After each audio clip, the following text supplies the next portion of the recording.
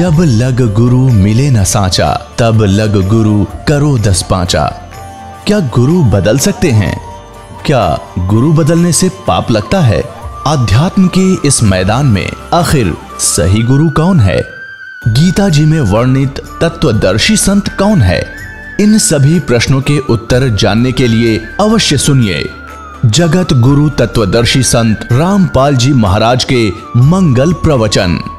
जैसे ये राधा स्वामी वाले पंथ के भी सचखंड और सतलोक की जो हमारे रेल बना रहे थे, इन्हें कह भी ना पता, तो ऐसा लगे कि ये भी सचखंड की बात करें और वो भी सचखंड की बात करें, वो भी कबीर साहब के बारे में कहता है। तो ये नकली है सारे, ये गर्क नहीं है, ये कंप्लीट इन ऑल रिस्पेक्ट नहीं है। इनके पास सब कुछ ज्ञान भी हो गया कि आपका ये रोग है और उसने बता दिया तेरा ये बीमारी है, सुनकर किसी और ने बता दिया तुझे ये रोग है और औषधि है नहीं, तो क्या फायदा उस ज्ञान का? वो तो डॉक्टर के पास जाओ जिसके पास यह जड़ी है और रोग भी बताओगा और जाते ही दवाई देगा, ठीक हो जाएगा। तो कहा है कि कोटों में दे कोई नहीं रहे झूमक रहा, अरबों में कोई गर्क सुनो रहे झूमक रहा। अरबों में, जैसे एक गांव में अगर 10,000 15,000 व्यक्ति रहते हैं, उसमें 5,000 गुरु पाओगे। थोड़े बताऊं बल्कि ज्यादा बेसिक हो जा। जैसे किसी के बालक के कोई तकलीफ होगी, पहले तो उसकी सास कहेगी बेटी बार लीगा दर दे 100 रुपया, फिर पड़ोसन आवेगी क्या हो गया बेटी 28 का ऐसे ऐसे हो गया, अग भीतर लीगा दर दे 2 रुपये। एक और आवेगी इसका नजर हो रही है चौराहे पर मिट्टी ठा के फेंक दे इसके ऊपर गए। चौथी आवेगी गुड़गाम वाली की बोल दे। यानी एक के ऊपर 5 मास्टर हो जाएंगे गुरु। ऐसे ऐसे हर घर में 1-1 2-2 जरूर पाओगा। कोई ब्रह्मा की पूजा बतावे, कोई विष्णु की, कोई शिव की, कोई भैरव की, कोई भूत की, ये बतानी है नरे। और कोई फिर कहे ब्रह्म पूजो वशिष्ठ ऊपर भगवान नहीं, इनकी भी गिनती नहीं।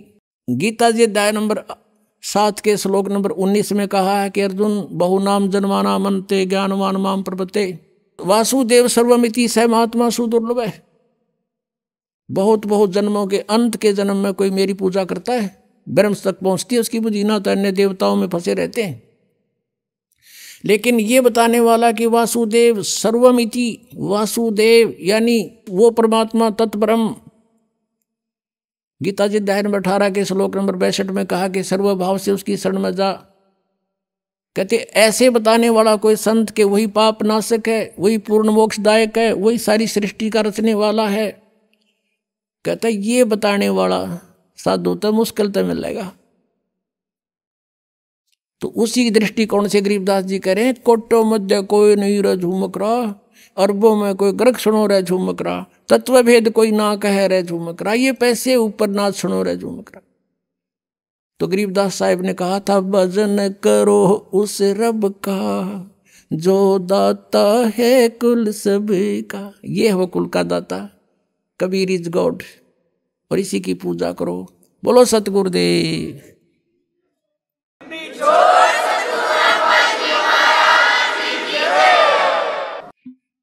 परम पिता परमात्मा सर्व सृष्टि रचनहार कुल मालिक सत्य पुरुष अकाल मूर्त सबद स्वरूपी राम, ये कबीर देव हैं, कबीर साहिब हैं, जो भारतवर्ष की पावन धरती पर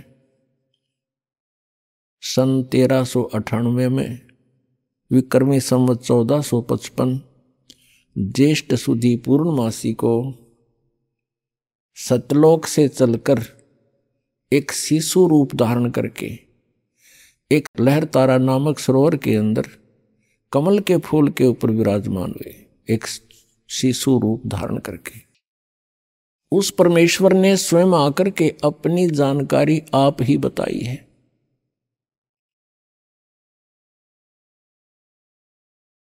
और उस परमेश्वर के बताए ज्ञान से काल के दूतों ने अपनी अलग अलग दुकानें खोल ली।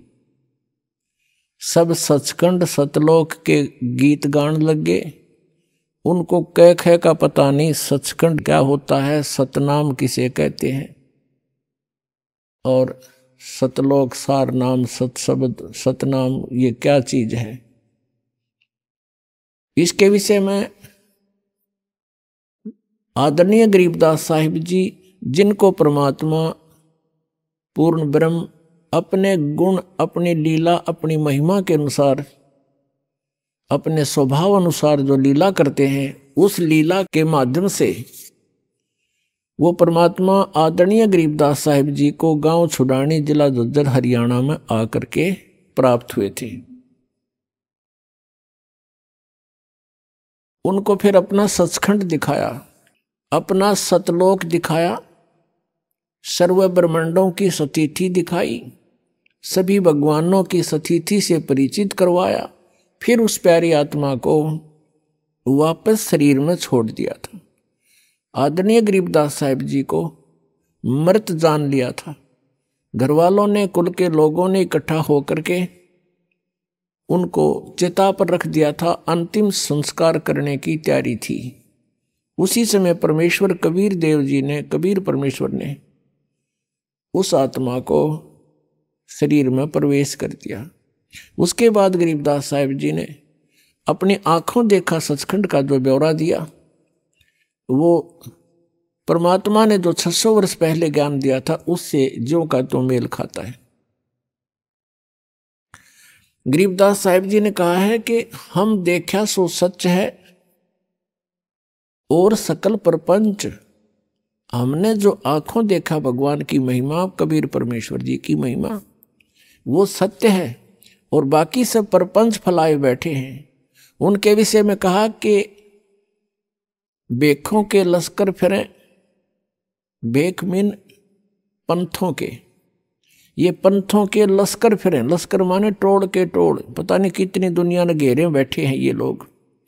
बेखों के लश्कर फिरें ये बाणी चोर कठोर, सतगुरु धाम ना पहुंचेंगे ये 84 के ढोर।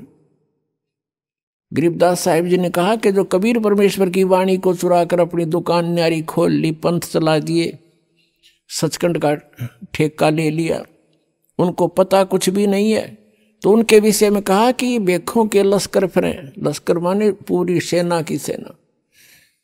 और ये वाणी चोर कठोर, परमात्मा की वाणी को चुरा कर ये स्वयं संत बन बैठे और अब सच्चाई को स्वीकार भी करने को तैयार नहीं, इतने कट्टर हो गए। वो संत भी और उनके अनुयायी भी कहते हैं सतगुरु धाम ना पहुंचेंगे ये 84 के ढोर। ये सतलोक नहीं जा सकते, ये 84 लाख योनियों में यहीं पर अपना भटकते रहेंगे। पुणात्माओं, हम यहां काल के जाल में कैसे फंसे और हम यहां इतना कष्ट उठा रहे हैं, फिर भी मृत्यु पसंद नहीं करते। किसी के दोनों पैर कट गए, एक हाथ को पैरालाइसिस है और वो भी अभी जीने की आशा करता है। किसी के, एक व्यक्ति के 4 पुत्र थे, चारों मृत्यु को प्राप्त हो गए, वो भी अभी जीने की आस करता है। ऐसा क्यों है? क्योंकि हम मृत्यु पसंद नहीं करते और मृत्यु डेफिनेट। तो जो ना होने वाली वस्तु की हम यहां चाह रखते हैं, तो सबसे बड़ी भूल तो अपने यह लग रही है कि मृत्यु होगी और मरना नहीं चाहते। कारण क्या है? क्योंकि हम ऐसे स्थान पर रहा करते थे जहां कभी मृत्यु होती ही नहीं थी। कोई भी वृद्ध अवस्था पसंद नहीं करता। एक माई लगभग 65 से ऊपर की उम्र की, और उसको एक बहन ने यहां आश्रम में ही उसको ताई कह दिया, बुढ़िया कह दिया। वनो कहती है अच्छा मई पे बुढ़ी होगी, दांत नहीं उसका, शलवर पड़ रही सारे शरीर मुंह पे। तो कहने का भाव ये है नहीं, उसका दोष नहीं। हर प्रत्येक व्यक्ति यूं चाहता है कि मैं युवा बना रहूं, वृद्ध अवस्था ना हो और मृत्यु ना हो, और यहां दोनों डेफिनेट। इसके लिए परमात्मा बताते हैं, जैसे श्रीमद् भगवत गीता अध्याय 7 के मंत्र 29 में गीता ज्ञानदाता कहता है कि जो साधक जरा और मरण से, जरामीन वृद्ध अवस्था बुढ़ापे का कैर और मृत्यु, इन दोनों से छुटकारा पाने के लिए जो प्रयत्न कर रहे हैं वे उस परमात्मा को, तत्ब्रह्म को और सारे अध्यात्म को, यानी सब अध्यात्म, उस तत्व ज्ञान को, तत्व ज्ञान से और पूरे सभी कर्मों से परिचित हैं। वो किसी भी वस्तु की यहाँ डिमांड नहीं करते, वो ये चाहते हैं कि हमारी जन्म मृत्यु समाप्त हो और वो लोग जहाँ पर जाने के बाद वृद्ध अवस्था नहीं होती वो प्राप्त हो।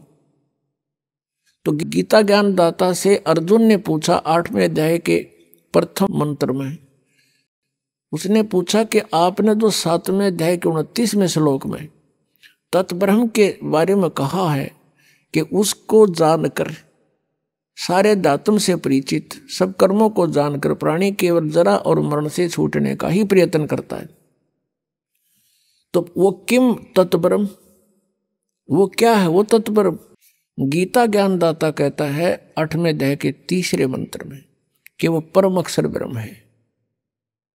परम अक्षर ब्रह्म, आज सुबह भी सुना था आपको, 3 पुरुष हैं, एक सरपुरुष, एक अक्षर पुरुष और तीसरा ये परम अक्षर पुरुष। परम अक्षर पुरुष कहो, परम अक्षर ब्रह्म कहो, इसको सत्य पुरुष कहो, सत्य माने अविनाशी, और इसको पूर्ण ब्रह्म कहो। ये पर्यायवाची शब्द है, उपमात्मक शब्द है परमेश्वर के। तो गीता जी अध्याय नंबर 15 के श्लोक 1 से लेकर 4 में, 16 और 17 में इन 3 प्रभुओं की स्थिति स्पष्ट कर रखी है कि सबसे श्रेष्ठ वो सरपुरुष और अक्षर पुरुष से भी अन्य है, वो परम अक्षर ब्रह्म है। परमात्मा हमें यहां आकर बताते हैं, मेरे अंसाबाई अंश रूप था जब तू आया, जब तू सतलोक से आया तेरी ऐसी दुर्गति नहीं थी, तू इतना कंगाल नहीं था भक्ति का।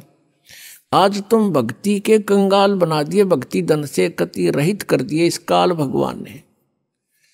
ये समर्थ प्रभु नहीं है, ये ब्रह्म 21 ब्रह्मांड का स्वामी है और ये आप ही से एक टैक्स लेता है, उससे अपने ब्रह्मांड चला रहा है। यहाँ की नीति इस ब्रह्म से लेकर, सरपुरुष से लेकर और नीचे तक, राजा तक की एक जैसी नीति है।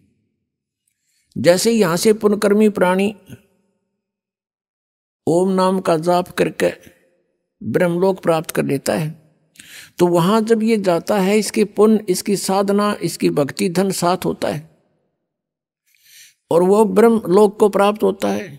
ब्रह्मलोक इज ए रेस्टोरेंट, वो एक होटल है, उसका मालिक ये काल है ब्रह्म, और होटल का मालिक जो चार्ज करता है, जो उनको खाने को देता है, उसमें से ही अपनी कमाई करता है, उस कमरे का रेंट लेता है, तो वो सब चार्जेज आपसे लेकर के वो तो अलग, फिर आपके खाने पीने में जो खर्च होता है, आपकी कमाई वो अलग, तो वहां से अपना जो टैक्स वो अलग रख लेता अपनों को, जिससे अपना ब्रह्मांड चला रहा है, और आपको वहां खाली करके खोखा और नरक में भेज देता। तो पुण्यात्माओं, ये ज्ञान भगवान ने स्वयं आकर दिया, परमेश्वर ने।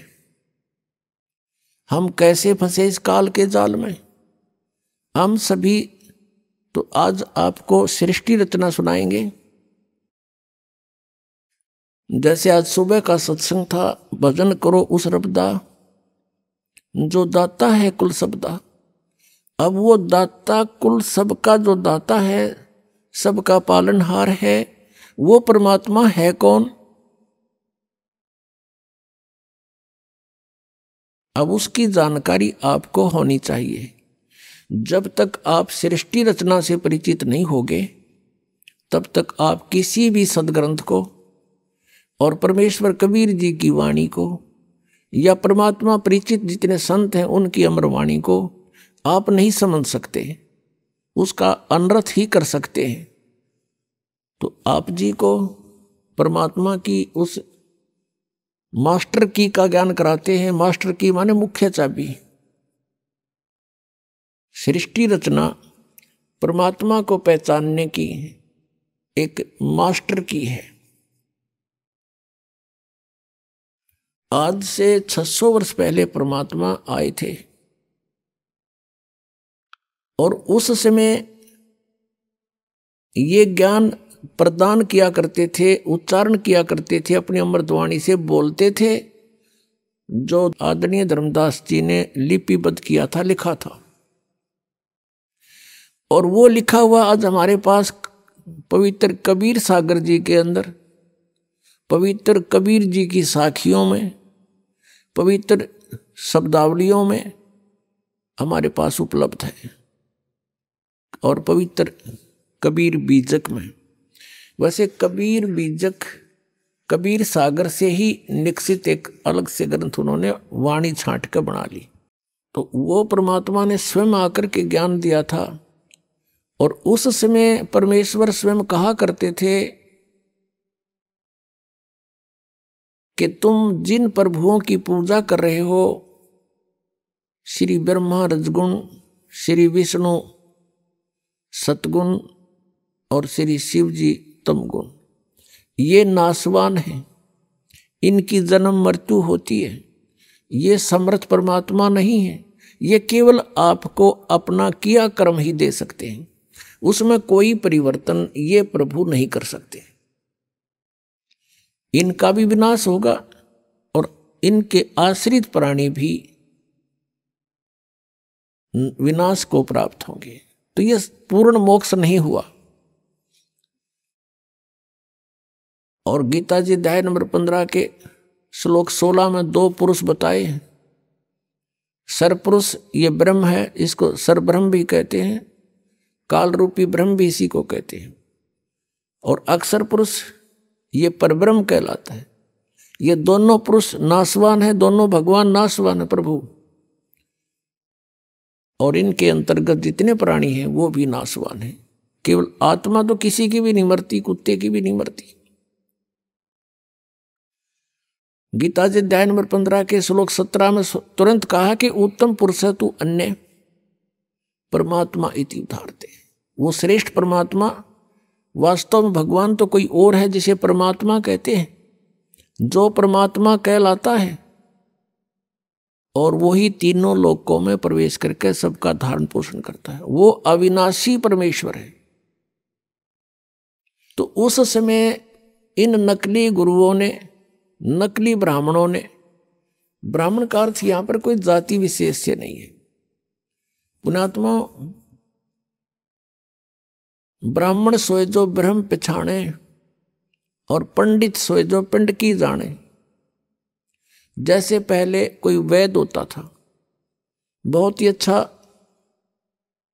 वैद्य था, नब्ज नाड़ी देख करके रोग जान लेता था, अच्छी औषधि देता था, रोगी स्वस्थ हो जाता था।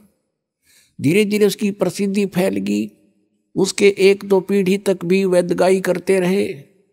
उसके बाद उनके अनुयायी जो है वैद्य का काम करना छोड़कर अन्य कार्य करते हैं, तो भी वे अपने साथ में वैद्य लिखते हैं। जैसे राज सिंह वैद्य, और वो दुकान खोल रहा है परचून की। धर्म सिंह वैद्य वेल्डिंग सेट ले रहा है और वो भी वैद्य लिख रहा है। एक टायर पंचर लगा रहा है, वो भी लिख रहा है कृपाराम वैद्य। जबकि उनके पूर्वज तो वैद्य थे। अब वो वैद्य नहीं है, वो केवल सरनाम बना लिया उन्होंने, सरनेम। ऐसे ही जो ब्राह्मण पंडित अब वर्तमान के हैं, ये ब्राह्मण नहीं है तो सिर्फ उस वैद्य लिखन लागे शर्मा और पंडित। ये वो पंडित ब्राह्मण नहीं है। ये क्रिया करते हैं, कोई खेती करता है तो ब्राह्मण वो भी लिखता है, किसी ने कोई और दुकान खोल रखी है वो भी पंडित जी लिखता है। तो ये पंडित नहीं है, वो तो उस वैद्य वाली परंपरा से लिखन लाग गए। मेरे पूज्य गुरुदेव जी इस ब्राह्मण परंपरा से संबंध रखते थे। संसारिक शब्दों में कहें कि वो ब्राह्मण थे, पंडित थे। गांव पैंतावास बड़ा, जिला भिवानी, भिवानी से दादरी रोड के ऊपर, दादरी से 10 किलोमीटर पहले जाते समय, भिवानी से जाते समय राइट हैंड को एक बड़ा पैतावास गांव है, सड़क से भी 1-1.5 किलोमीटर अंदर की ओर, मेन रोड से।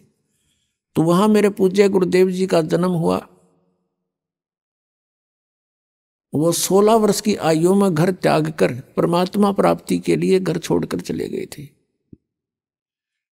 आगे उनको कबीरपंथी संत मिल गए, और मेरे जो दादा गुरुजी थे, यानी मेरे पूज्य गुरुदेव जी के पूज्य गुरुदेव, वो गांव छावला दिल्ली में, गांव छावला के जाट थे, और उन्होंने काशी विद्यापीठ से शिक्षा ग्रहण कर ली। वो भी घर छोड़कर चले गए थे 15-16 साल की आयु में। उनके गुरुदेव ने, हमारे दादा गुरुदेव के गुरुजी ने उनको शिक्षित करा दिया था। वो 4 विषय के आचार्य हो गए थे, और वो जाट होते हुए अपनी जो पदवी लिखते थे, अपनी डिग्री लिखते थे, पंडित चिदानंद।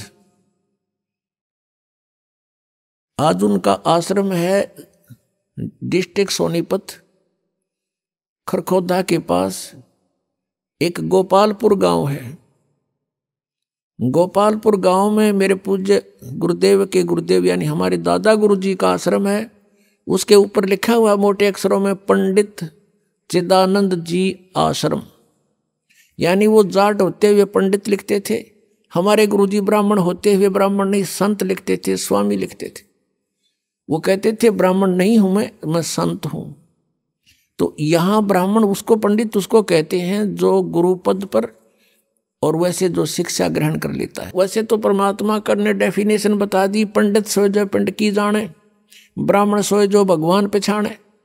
वो ब्राह्मण होता तो हम ब्राह्मण हो गए, हम ही पंडित हो गए, क्योंकि हमने खोज लिया उस भगवान को ढूंढ लिया, पहचान लिया उस मालिक को। तो अब हम इसलिए डिफाइन करना पड़ता है कि कोई बेदक ना जा बीच में, कि तो ब्राह्मणा ने बूढ़ा बतावे। तो वो नकली जो ब्राह्मण थे, जो वेदों से परिचित नहीं थे और पवित्र पुराणों से परिचित नहीं थे, पवित्र गीता जी के ज्ञान से वो परिचित नहीं थे, वो विरोध किया करते थे परमेश्वर कबीर देव जी का, कि कबीर अशिक्षित है, ये सदग्रंथों को नहीं समझ सकता, इसको अक्षर ज्ञान नहीं है, जिस कारण से ये ब्रह्मा विष्णु महेश की बेइज्जती करता है, हमारे देवताओं को हीन बताता है, इनको नासवान बताता है, ये निकम्मा व्यक्ति है, इसकी बातें मत सुनना। और पूरे हिंदू समाज में कबीर परमेश्वर जी का बहुत विरोध करवा दिया, और भी बहुत सारी अफवाहें उनके साथ जोड़ दी। उद्देश्य उनका ये था कि कोई भी कबीर जी के निकट ना चला जा, और कबीर जी के निकट चले गए तो तुम्हारी दुकानें बंद हो जाएंगी।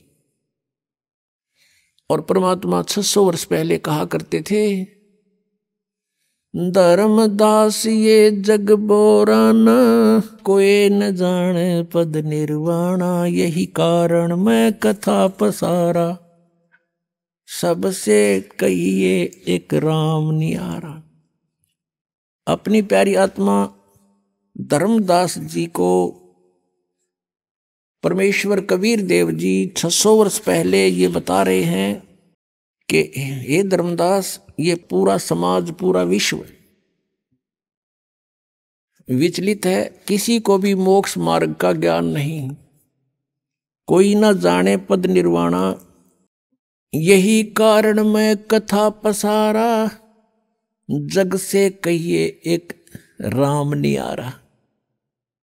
यही ज्ञान जग जीव सुनावो, सब जीवों का भरम नसावो, अब मैं तुमसे कहूँ चिताई, त्रिदेवन की उत्पत्ति भाई। एक धर्मदास नाम के बहुत श्रद्धालु थे, और उसका पवित्र हिंदू धर्म में जन्म था, जिस कारण से वो श्री ब्रह्मा जी, श्री विष्णु जी, श्री शिव जी के कट्टर पुजारी थे। ब्रह्मा जी की तो पूजा कोई करता नहीं, लेकिन विष्णु जी के वो श्री विष्णु जी के वो कट्टर पुजारी थे। भगवान शंकर को भी सामान्य दृष्टि से देखते थे, जैसे हम सभी हिंदू ऐसे ही करते थे। और जैसे भी उन्होंने एक गुरु भी धारण कर रखा था, रूपदास जी। अपने रूपदास गुरुदेव जी के बताए मार्ग अनुसार वो हरे कृष्ण हरे राम का जाप करते थे।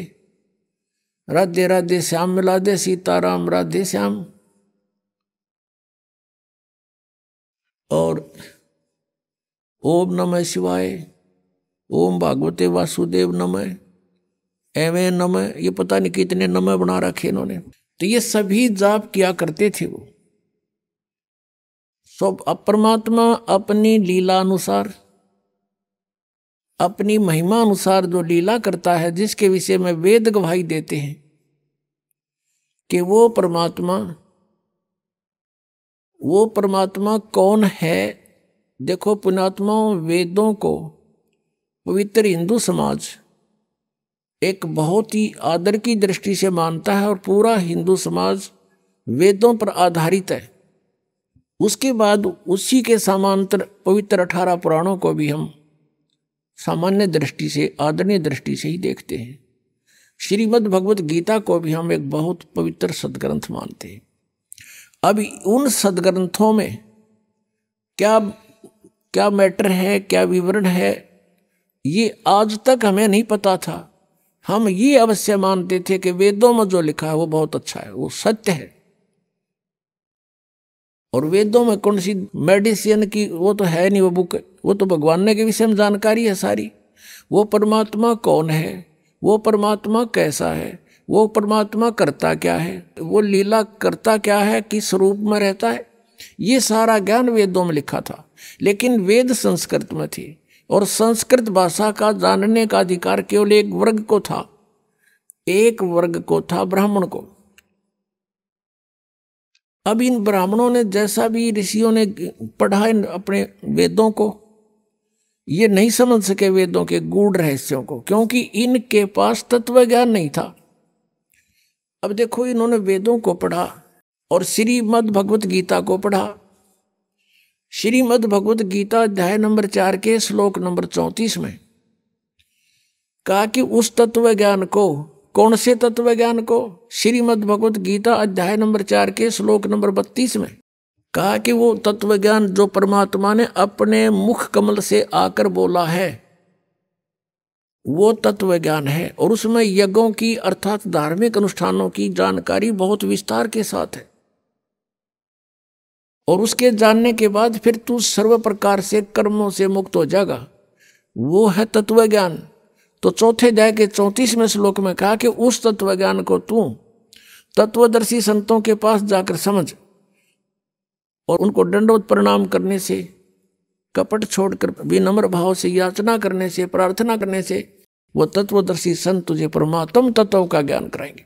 तो इससे सिद्ध हो गया कि गीता ज्ञान दाता ये कह रहा है कि मैं उस तत्व ज्ञान से अपरिचित हूं। नहीं तो एक 18 अध्याय लिखे, 19वां और लिख दो यूं तत्व ज्ञान भाई, उसको पता ही नहीं था इसके बारे में।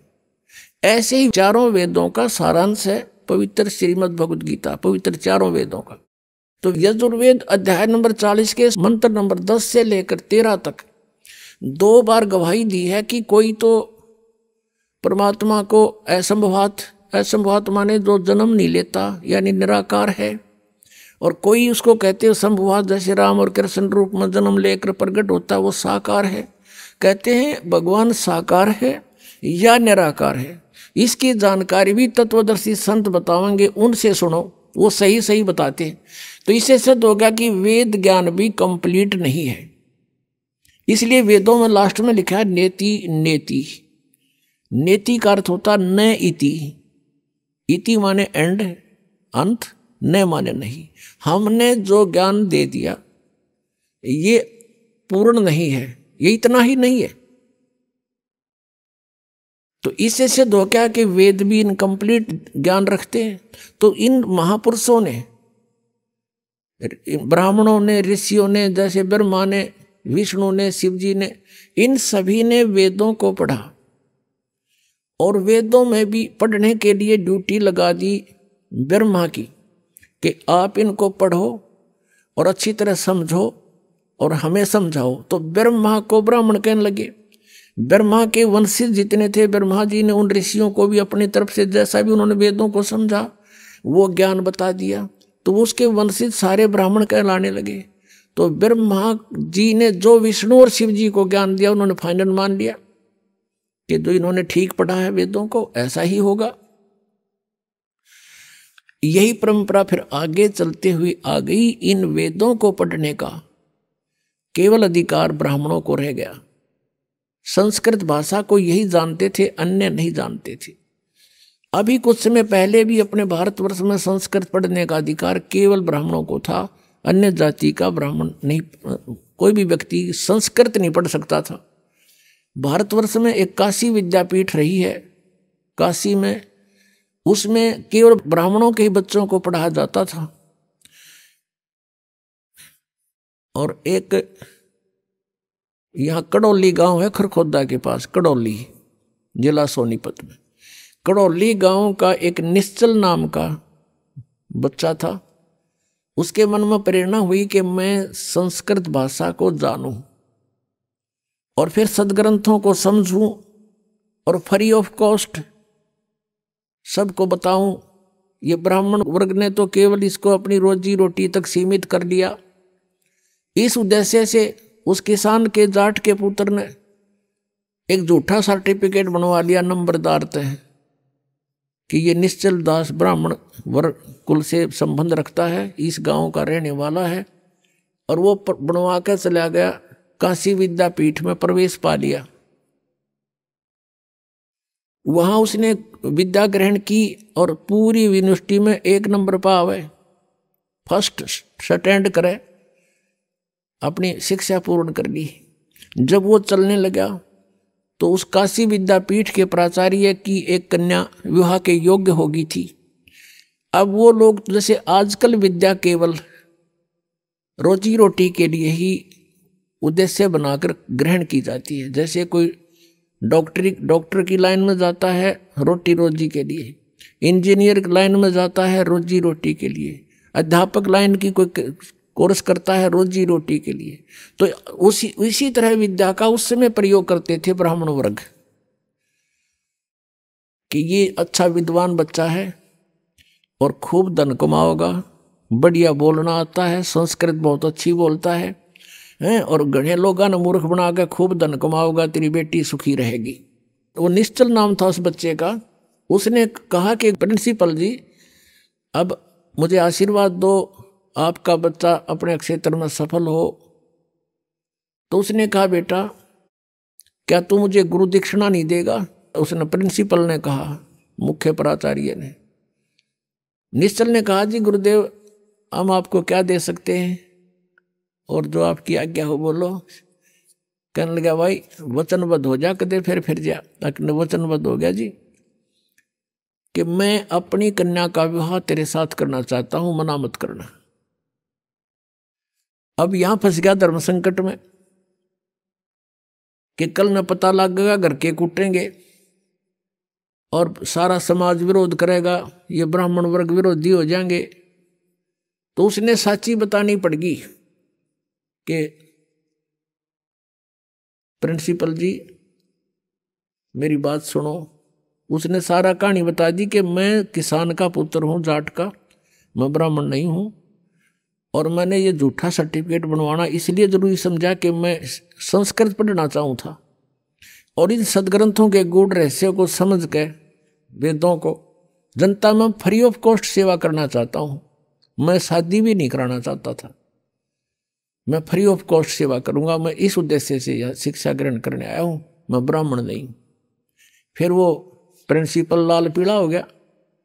उसने बहुत खरी खोटी सुनाई और श्राप दे दिया और वचन ले लिया कि वचनबद्ध हो कि संस्कृत भाषा में ना तो कोई प्रवचन करेगा और ना ही कोई लेखन कार्य करेगा। उसने कहा ठीक है गुरु जी जैसे आप कहोगे। अब उसके बाद निश्चल दास जी ने दादू पंथ में जाकर के दीक्षा ग्रहण कर ली। आदरणीय दादू साहब जी को परमेश्वर कबीर देव जी आकर मिले थे, पूर्ण परमात्मा। 7 वर्ष के दादू जी थे तब परमात्मा को मिले थे। उनसे भगवान के बारे में चर्चा की, बड़े इंटरेस्ट दिखाया। वो पुण्यात्मा थी, पिछले संस्कार थे। तो दादू साहब जी एकदम प्रभावित हो गए और चरण पकड़ लिए, प्रभु आपकी बातों में बड़ा आनंद आ रहा है, मुझे भगवान दिखाओ। सतलोक में लेकर गए, उनकी आत्मा को बेहोश हो गया, चेत हो गया, उनका शरीर नहीं रहा, आत्मा नहीं थी उसमें, शरीर जीवित रखा लेकिन जैसे कोमा में होता है ऐसे कर दिया। घर वालों को पता लगा, जंगल में बाहर बच्चा था, उठा लाए, घर पे रखा। 3 दिन तक नाड़ी पकड़ देखते रहे, नाड़ी चल रही है, बच्चा अचेत है। तीसरे दिन 3 दिन 3 रात ऐसे ही रहा। फिर परमात्मा ने सब ऊपर के ब्रह्मांड दिखा कर वापस छोड़ दिया। तब दादू साहब जी खड़े हुए, देखा तो ऊपर जो देखा था सारा कुछ परमात्मा ने तो उसमें ज्ञान फीड कर दिया था। परमात्मा की महिमा उसने बोलनी शुरू कर दी थी। उसके बाद उनका बहुत बड़ा पंथ बन गया था। उस समुदाय में उस निश्चल दास ने दीक्षा ली फिर एक अपनी, जैसा भी उन्होंने वेदों को तो पढ़ा अवश्य, लेकिन लिखा नहीं संस्कृत में। उसने फिर संत भाषा में, जैसे संतों की भाषा 2 है, शब्दावली होती है, ऐसे उसने एक निश्चल ग्रंथ बनाया। और उस निश्चल ग्रंथ में भी वो सारांश नहीं था उसके पास। या उद्देश्य कहने का दास का ये है, मैंने खूब पढ़ा, उनका अध्ययन किया सदग्रंथ। उसके उस निश्चल ग्रंथ में भी कुछ भी ज्ञान नहीं वेदों और गीता का। जैसे आम ब्राह्मण वर्ग हुआ बाई बकते हैं, ऐसा उसने बक रखा था। क्योंकि संस्कृत के पढ़ने से, चाहे जाट पढ़ो चाहे ब्राह्मण पढ़ो, वो सदग्रंथों से कुछ भी ग्रहण नहीं कर सकते जब तक हम इस सृष्टि रचना से परिचित नहीं होंगे। क्योंकि वेदों में कंप्लीट ज्ञान नहीं है, श्रीमद् भगवत गीता में भी कंप्लीट ज्ञान नहीं है। अब हम उसी प्रसंग पर आते हैं। तो उसमें ये एक विशेष वो था कि इन ऋषियों ने, ब्राह्मणों ने ब्रह्मा जी से जैसा ज्ञान ग्रहण किया था उसी के आधार से वक्ता बनकर 18 पुराण बना दिए। यो 18 पुराणों का एक ही ज्ञान है। फिर कुछ तो ब्रह्मा से ग्रहण किया हुआ ज्ञान, कुछ अपना अनुभव, किसी से इधर उधर से सुनाया, उसका अलग से एक राइटर ने, वक्ता ने अपना अपना ज्ञान वो बना दिया, पुराण बना दी। इन सब का केवल राइटर जो है, वक्ता कोई और है पुराणों का, राइटर केवल वेद व्यास है। राइटर तो पवित्र 4 वेदों का भी वेद व्यास है, लेकिन Ved Vyas is not writer of वेद। एक तो लेखक होता है, वो आप बना के लिखे, वो केवल एक कॉपी करता, शब्द लो, एक कॉपी की है वेदों की। लेकिन वेदों का वक्ता पूर्ण परमात्मा है। उसने अपने बच्चों तक ये ज्ञान पहुंचाने के लिए इन 5 वेदों को इस ब्रह्म के अंतःकरण में फीड कर दिया था, सरपुरुष के काल के। और फिर उसका समय निर्धारित कर दिया था अपने विधान से। उसके बाद अपने आप इसके श्वासों से वो बाहर आए थे। इस काल भगवान के श्वासों से ये 5 वेद अपने आप बाहर आए थे। जैसे माता को गर्भ रहता है, 9 महीने के बाद बच्चा ऑटोमेटिकली बाहर आ जाता है, ऐसे परमात्मा ने वेदों का बीज इसके अंतःकरण में डाल दिया था काल के में, और फिर अपने आप ये 500 बाहर आ गए थे। जैसे आज कंप्यूटर में आप देखते हो, इस वेबसाइट में कितना ही मैटर फीड कर दो और कितना निकाल लो, मिनट में निकला होगा। तो ऐसे ही वो मैटर मालिक ने दिया था। तो इसने 5वां वेद तो नष्ट कर दिया ब्रह्म ने। जब देखा इसमें तो सारा कुछ मेरी पोल पाड़ रखी है, और 4 वेद रख लिए। तो इन 4 वेदों में इनकम्प्लीट नॉलेज है। ब्रह्म तक की साधना का तो ज्ञान है और पूर्ण परमात्मा की महिमा है, लेकिन पूर्ण परमात्मा के पाने की वे ऑफ वर्शिप पवित्र 4 वेदों में, पवित्र श्रीमद् भगवत गीता में नहीं है। कोड वर्डों में है, सांकेतिक शब्दों में।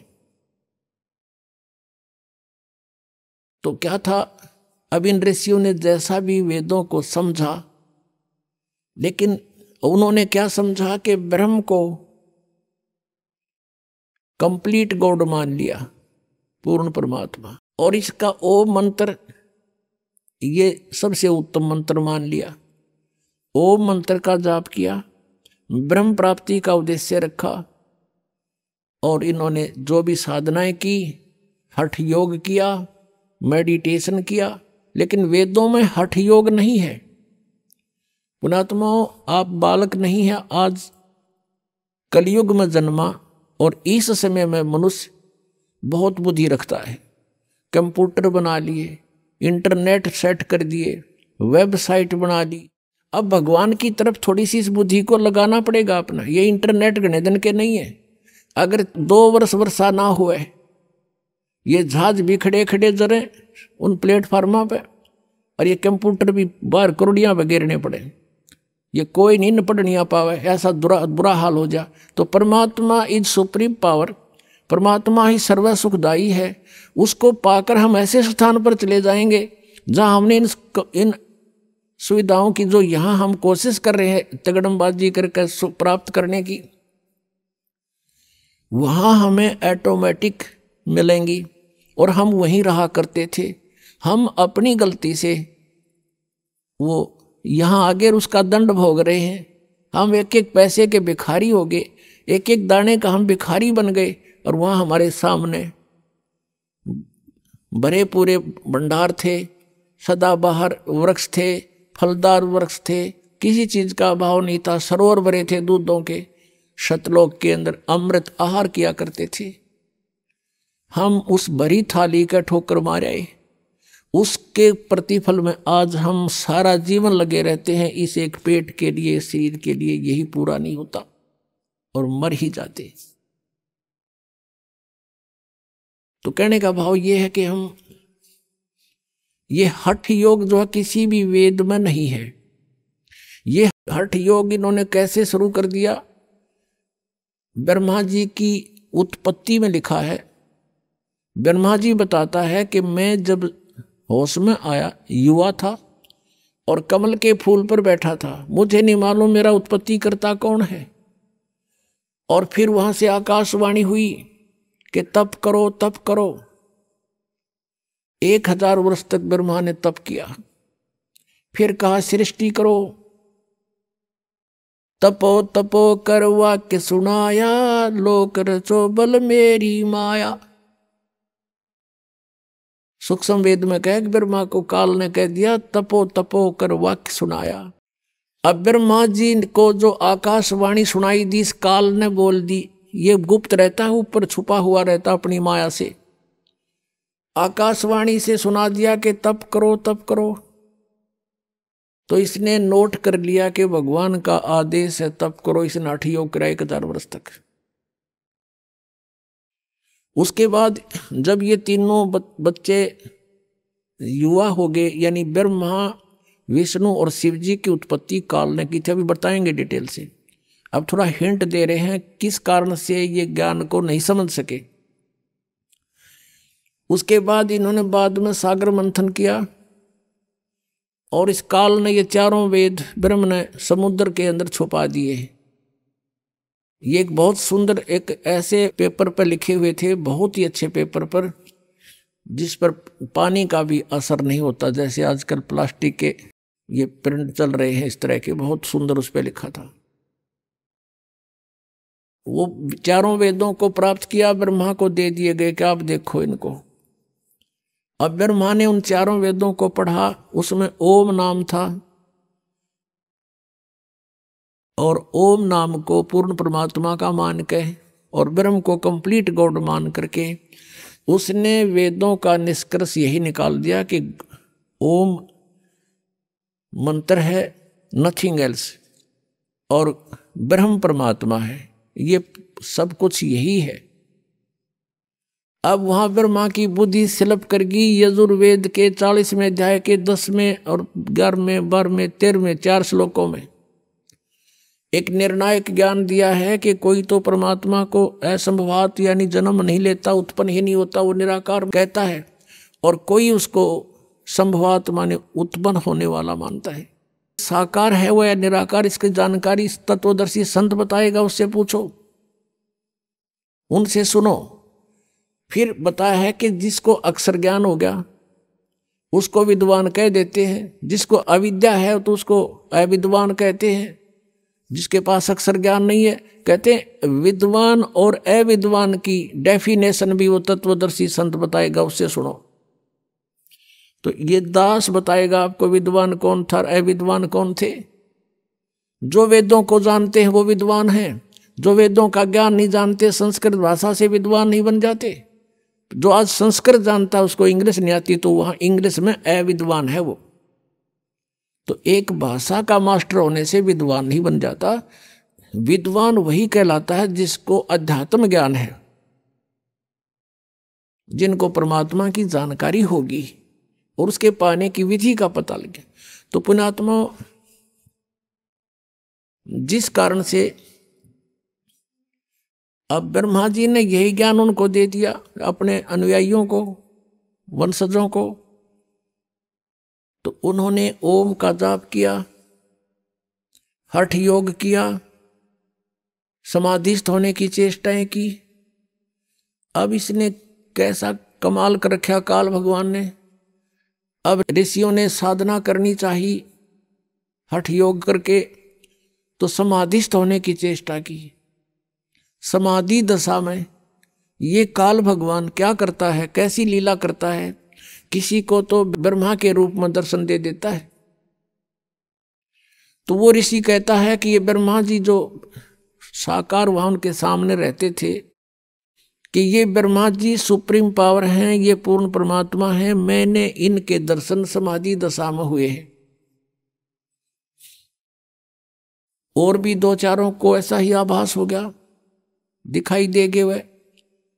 तो उन्होंने भी डंडोरा पीट दिया कि ब्रह्मा जी सृष्टि के रचयिता हैं, ये प्रजापिता हैं, ये सर्वशक्तिमान है, ये है।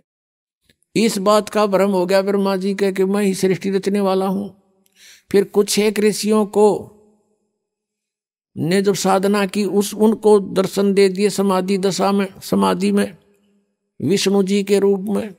उन्होंने डंडोरा पीट दिया कि ये विष्णु जी, सतगुण विष्णु जी, ये पूर्ण परमात्मा हैं, ये छुपाए बैठे अपने आप को। और सैकड़ों की संख्या में उन्होंने उनका डंडोरा पीट दिया। तो विष्णु जी को भ्रम हो गया कि आई एम गॉड। और कुछ एक को उन्होंने शंकर जी के रूप में दर्शन दे दिए। तो उन्होंने ये सारा डिक्लेयर कर दिया कि शंकर भगवान is complete God.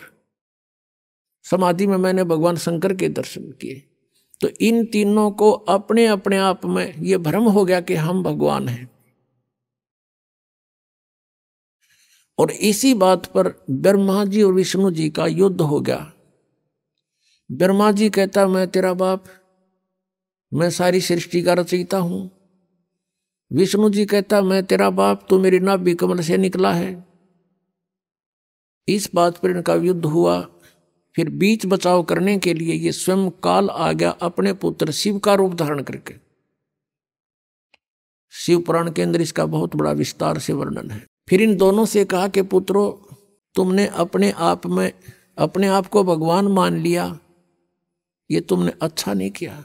You are not God, तुम ईश नहीं हो। ब्रह्मा और विष्णु को कहता है कि तुम भगवान नहीं हो।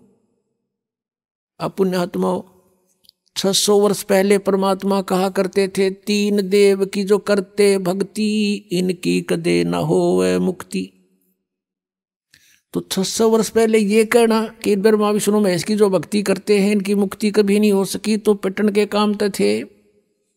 क्योंकि इन्होंने तो सब भ्रमित कर रखा था कि ये सुप्रीम पावर है, ये अजरो अमर है, सर्वेश्वर है, महेश्वर है, इनकी जन्म मृत्यु नहीं होती। और आज परमात्मा की वो वाणी साची हुई, धर्मदास ये जग बोराना, कोई न जाने पद निर्वाण। निर्वाण पद मोक्ष मार्ग, यही कारण मैं कथा पसारा, जग से कहिए एक राम निहारा। यही कथा जग जीव सुनावो, सब जीवों का भरम नसाओ। अब मैं तुमसे कहूं चिताई, तेरे देवन की उत्पत्ति बाई। ज्ञानी सुने सो हृदय लगाई, मूर्ख सुने तो समझ में न आई। माँ अष्टंगी पिता निरंजन, ये जम दारुण वंशन अंजन। धर्मराय की ने भोग विलासा, माया को रही तब आशा। तीन पुत्र अष्टंगी जाए, ब्रह्मा विष्णु शिव नाम धराए। आइए अब हम उन श्रद्धालुओं के अनुभव जानते हैं जो जगत गुरु तत्वदर्शी संत रामपाल जी महाराज जी से दीक्षा प्राप्त कर चुके हैं तथा उनके द्वारा बताए गए भक्ति मार्ग पर चल रहे हैं। सर नमस्कार। नमस्कार सर। सर क्या नाम है आपका? मेरा नाम राजेंद्र कुमार है जी। सर कहाँ से आए हो आप? हम गांव खिप्पावाली डिस्ट्रिक्ट और तहसील फाजिलका से आए हैं सर। सर संत रामपाल जी महाराज जी से कब जुड़े आप? हम संत रामपाल जी से 26/10/2013 को जुड़े थे। सर उससे पहले आप क्या भक्ति साधनाएं करते थे? उससे पहले शनिदेव को पूजते थे, शनि चालीसा करना, शनि आरती, जितने शनिदेव के मंदिर थे हमारे शहर में थे उन सब के मंदिरों में जाना, दाल उड़द प्रसाद वगैरह चढ़ाना। इसके अलावा हम क्षेत्रपाल जी को मानते थे और इसके अलावा हमने मध्य प्रदेश में गुना जिला में अनंतपुर वाले गुरु हैं कोई, उनसे 30 सालों से नाम दीक्षा ले रखी थी जी। सर कौन से पंथ से है वो? वो अनंतपुर वाले बजते हैं जी। सर उन्होंने आपको क्या भक्ति साधनाएं दी? सोहंग दिया था जी। सर उनके द्वारा दी गई भक्ति को करने के बाद आपको क्या लाभ मिला? लाभ तो सर कोई नहीं मिला, नुकसान गिना सकता हूँ जी। सर क्या क्या नुकसान हुआ? मेरी माता जी जब से नाम लिया उन्होंने बचपन से ही कम से कम ज़्यादा नहीं तो 1 बोरी दवाइयों की खा गए होंगे वो। ठीक है जी। हमारे घर में जो नशा कहीं नहीं होगा वो हमारे घर में नशा था जी। पोस्त हमारे घर में बिकता था जी। दारू हमारे घर में, नशे की गोली और मांस वगैरह जो सब गलत काम होते थे जी, वो हमारे गुरु जो कभी हमको रोकते नहीं थे भी आपने बीड़ी नहीं पीना या मांस नहीं खाना। बस वो कहते भक्ति करो जी, बाकी अपने आप परमात्मा ठीक करेंगे। सर भक्ति को करने से आपको कोई लाभ नहीं मिल रहा था तो फिर आप संत रामपाल जी महाराज जी की शरण में क्यों आए?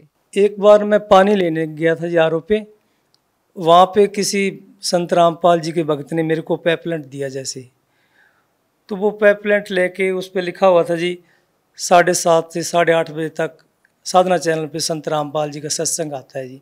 उसमें ये भी लिखा हुआ था भी हमसे भी देवी देवताओं की इतनी भक्ति करते हैं फिर भी दुखी क्यों है। तब मेरे मन में खटकी कि बात तो बिल्कुल सही है। जब संत रामपाल जी का सत्संग सुनना उसके बाद पता चला भी जिनकी हम भक्ति कर रहे हैं वो पाप काट नहीं सकते। पाप तो सिर्फ एक कबीर साहब की भक्ति से, संत रामपाल जी से नाम लेके कट सकता है जी। तो हम रात को सत्संग सुना, सुबह सतलोक आश्रम बरवाला में पहुंच गए, वहाँ पर संत रामपाल जी से नाम उपदेश लिया। सर संत रामपाल जी महाराज जी के बारे में ये भी कहा जाता है कि वो अपने सत्संगों के अंदर देव देवताओं की निंदा करते हैं। सर क्या ये वाकई सच है? नहीं जी नहीं, वो कोई देवी देवताओं की निंदा नहीं करते। वो बाकायदा सही देवी देवताओं की जिनका हमारे शरीर में वास है, जिन्होंने हमको इस लोक में सुख देना है, उनकी सही तरीके से भक्ति करवाते हैं। जो दूसरे देवी देवता हैं जिनसे कोई लाभ मिल नहीं सकता उनकी भक्ति के लिए रोकते हैं जी। सर संत रामपाल जी महाराज जी से नाम दीक्षा लेने के बाद, उनके द्वारा दी गई भक्ति को करने के बाद आपको क्या लाभ मिले? हमारी आर्थिक स्थिति बहुत खराब थी जी। कम से कम 6-7 लाख रुपया सिर पर कर्जा था और 2 हमारी दुकानें थी वो भी बिक गई। और किसी रिश्तेदार के पास हेल्प मांगने जाते थे तो वो कुछ हेल्प तो करते नहीं थे, उल्टा मजाक करते थे।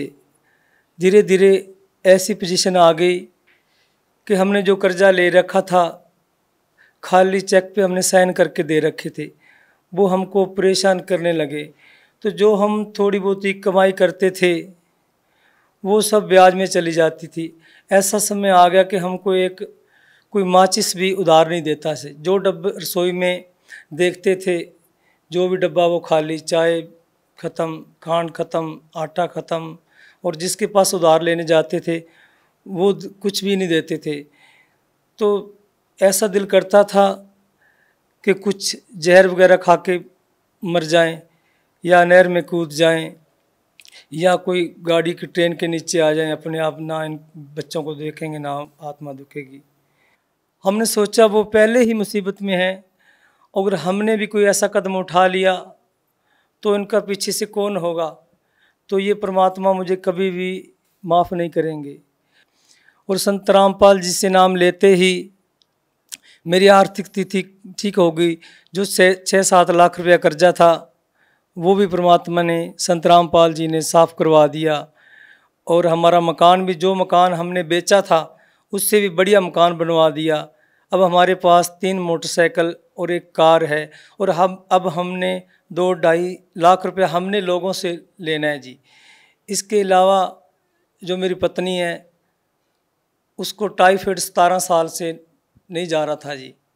सभी डॉक्टरों को दिखाया, सभी जो भी, ठीक है जी, उनको भी संत रामपाल की शरण में आने से वो ठीक हो गया। उनकी एडी में दर्द रहता था जी, वो 2-4 कदम भी चल लेते थे उनकी एडी सूज जाती थी जी।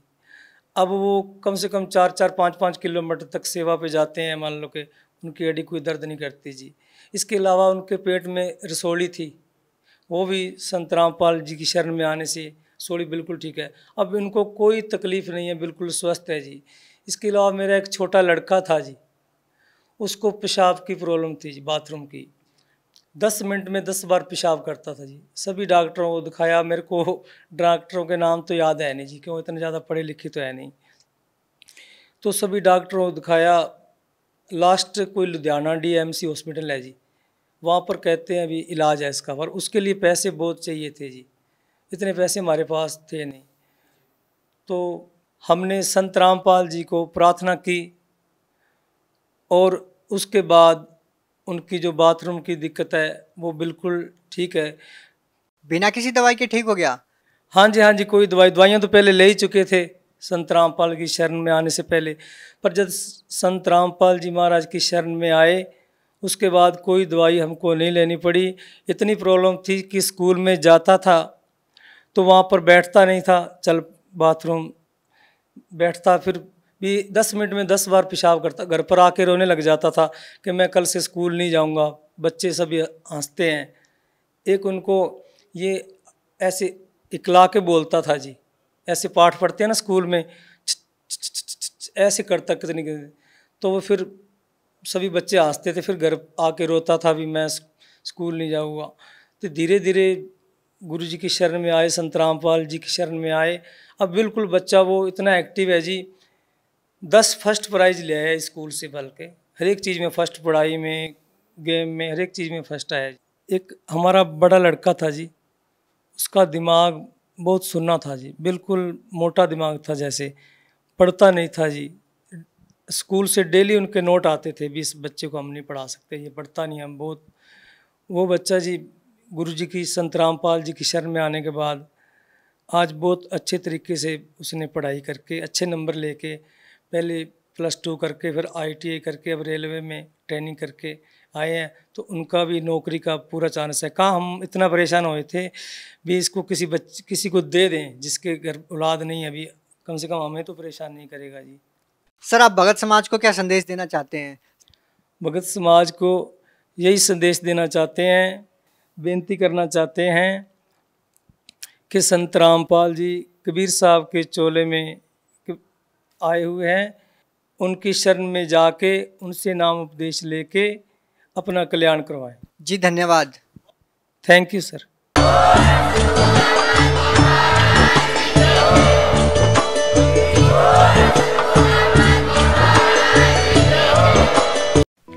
आप सुन रहे थे जगत गुरु तत्वदर्शी संत रामपाल जी महाराज के मंगल प्रवचन। अधिक जानकारी के लिए संपर्क करें।